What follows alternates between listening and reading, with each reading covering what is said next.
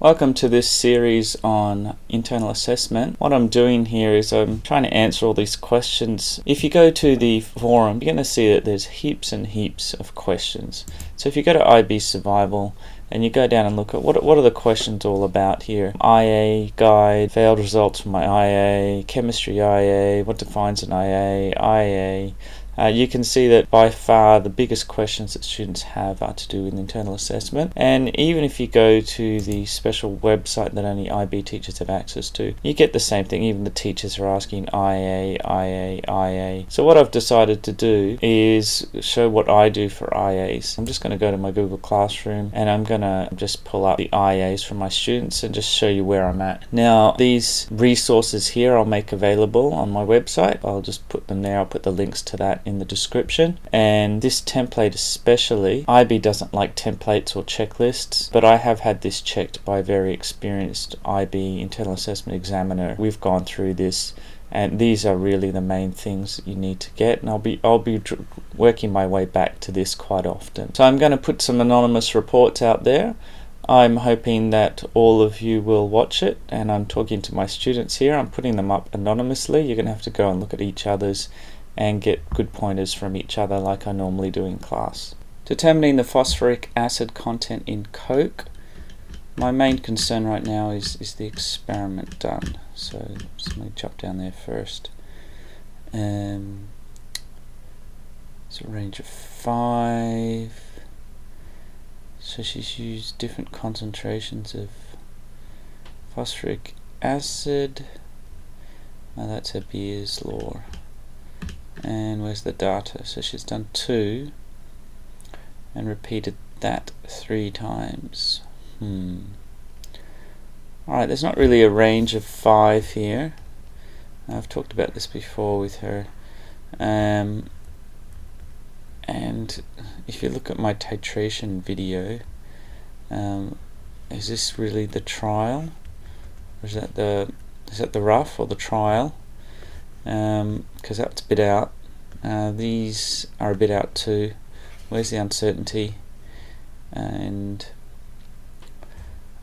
I don't like discontinuous data. You should always try and use continuous data because you can't develop a relationship between these 2 points because there are too many uncontrolled variables between regular Coke and normal Coke. What I normally find students doing is they'll just take one of these and then they'll dilute it out and see the effect of whether the effect of the concentration has any effect on the method of the chemical, how the chemicals react, and that's how they get their range of 5. So you always need to have a range of 5 and a repetition of 3. But if you're doing a titration, you can actually get away with a repetition of 2.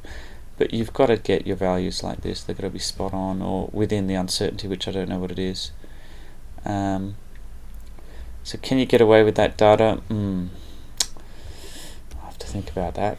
Alright, so let's go to the other things. It's possible because of the complexity of this that it really is within the limits of an IA.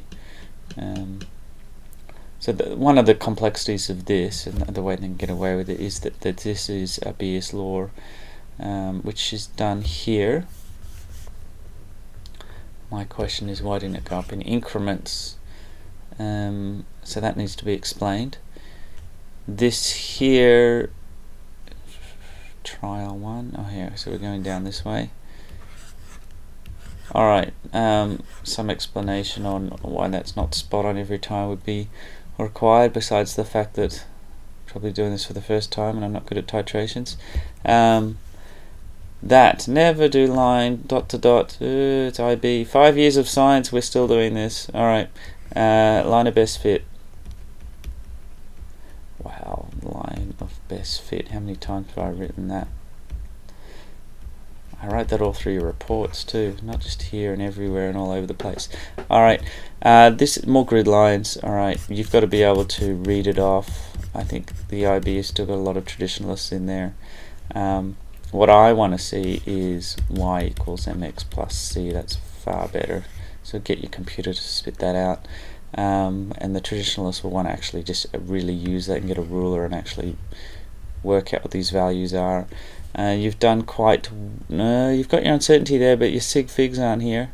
Sig figs aren't on the axis, and this here, I can't see the uncertainty on that either. So there's a little bit of work to do on the graph. That's your line of best fit. I want to see the annotations too. So where have you gone across and where have you gone down? That's just to show you understand what's going on and explain to someone how it's going on. So how have you got the concentration of the code using that method? Alright, that brings this up to quite a lot of complexity.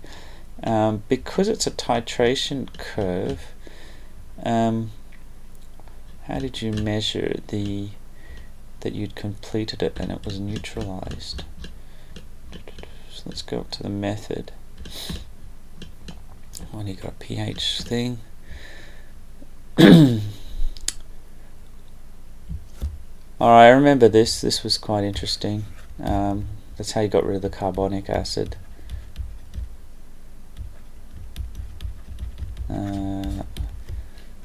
So I've never thought of doing that before.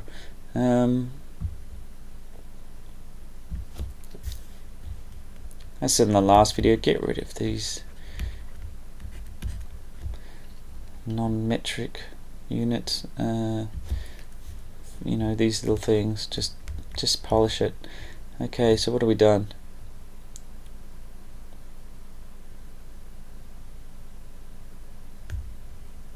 Alright, so we're using a pH sensor to see that it's neutralized. If that's so, I want to see the pH curve. Alright, it's acidic and you're neutralized. I want to see this thing. Alright, and then when you've done that, show me the pH derivative curve. Show me exactly how you know that that's the right amount. That's probably going to solve your other problems down here.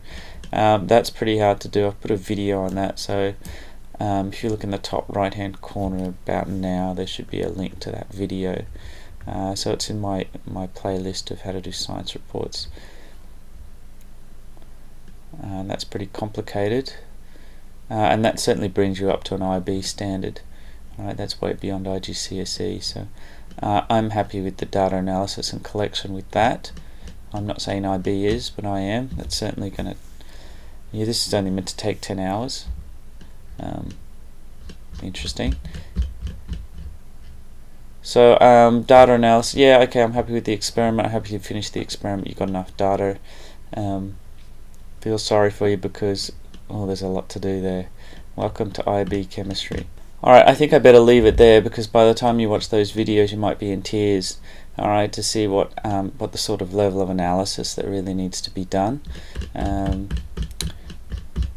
You've done a lot of work, which is really good, and you've done a lot here that doesn't look too bad as well. You've got a lot of the groundwork done. It's good to see the referencing.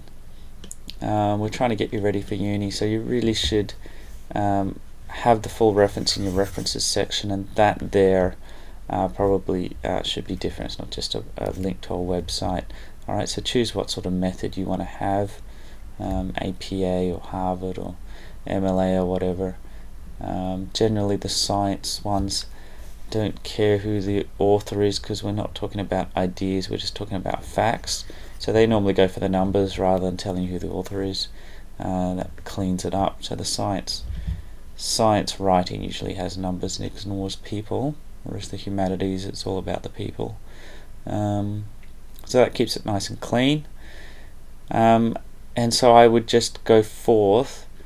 That's many hours there really of doing the derivatives curves, giving me the example calculations, and I would work on getting your uncertainty propagation done as well, because you really need to do that to get the graph correct. Okay, so well done with that. If you found that helpful, please like it and put some comments in the comments below, and please check out the other videos for more advice.